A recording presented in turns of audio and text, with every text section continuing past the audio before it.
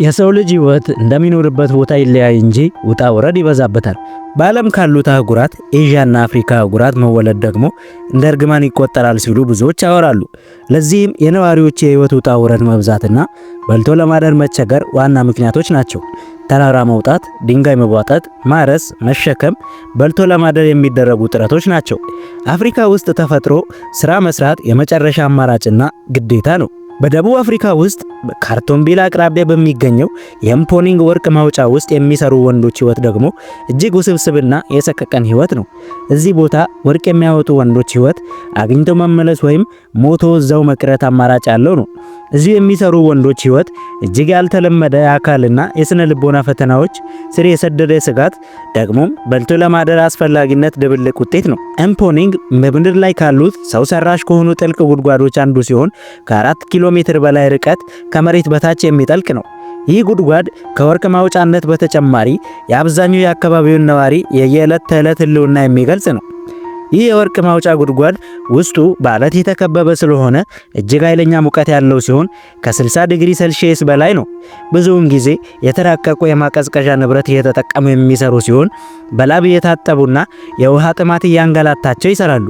ከላይ ምንም አይነት ልብስ ሳይለብሱ ይሰራሉ።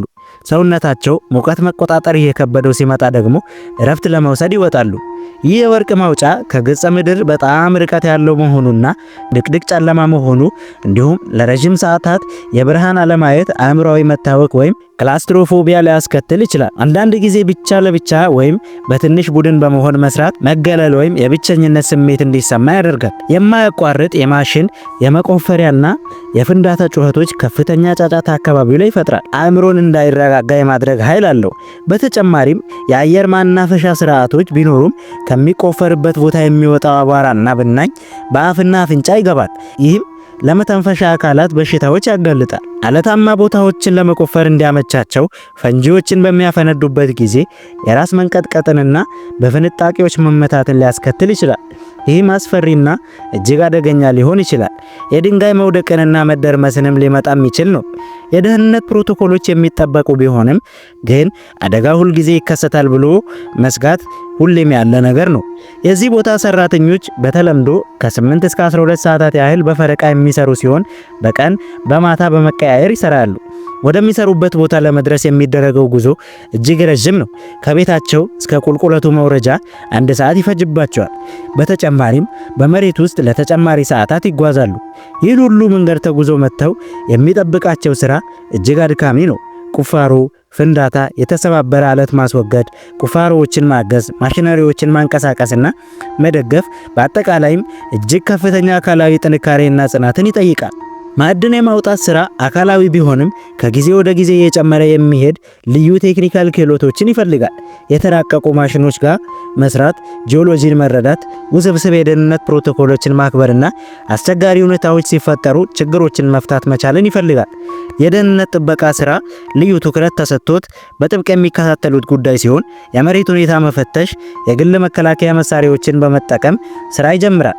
የደህንነት ህጎችን አለማክበርና ቸልተኝነትን ማሳየት እስከ ሞት የሚያደርስ ስለሆነ በራስ ህይወት ላይ እንደመፍረድም ነው። የምፖኒንግ አብዛኛው ነዋሪ መተዳደሪያው ማዕድን የማውጣት ስራ ነው።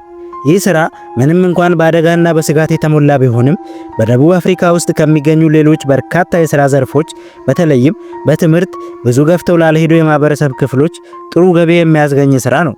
ይህን የሰሩ ሰዎችም በገጠር የሚኖሩ ቤተሰቦቻቸውን እስከ ማገዝም ይደርሳሉ። አብዛኞቹ እዚሁ የሚሰሩ ወንዶች የቤት አስተዳዳሪ ናቸው። በዚህም ይህን አደገኛ ስራ ጨክኖ መስራትን ለቤተሰቦቻቸው ህልውናና ምኞት ማለትም ለልጆቻቸው ትምህርት፣ የተሻለ መኖሪያ ቤት፣ በልቶ ለማደርና ለጤና እንክብካቤ ሲሉ ይሰራሉ። በካርቶንቢልና በሌሎች የማዕድን ማውጫ ከተሞች ዙሪያ ብዙ ማዕድን አውጪዎች ከቤተሰቦቻቸው ጋር መደበኛ ባልሆኑ ሰፈሮች ይኖራሉ። ብዙውን ጊዜ የአገልግሎት ተደራሽነት ውስንነት ስላለባቸው አስቸጋሪ ሁኔታዎች ውስጥ ይኖራሉ። አነስተኛ ቁጥር ያላቸውና ለረጅም ጊዜ ያገለገሉ ሰራተኞች በአካባቢው ከተሞች ውስጥ በኩባንያው በሚደገፍ ወይም በራስ ባለቤትነት በሚተዳደሩ መኖሪያ ቤቶች ውስጥ ይኖራሉ። እዚሁ የሚሰሩ ሰራተኞች ለተለያዩ በሽታዎች የሚጋለጡ ሲሆን ብዙውን ጊዜ ለሲሊኮሲስ ይጋለጣሉ። ይህም የሲሊካ አቧራ ወደ ውስጥ ሲተነፍሱ የሚመጣ የሳምባ በሽታ ነው። ለሳምባ ነቀርሳም ተጋላጭ ናቸው።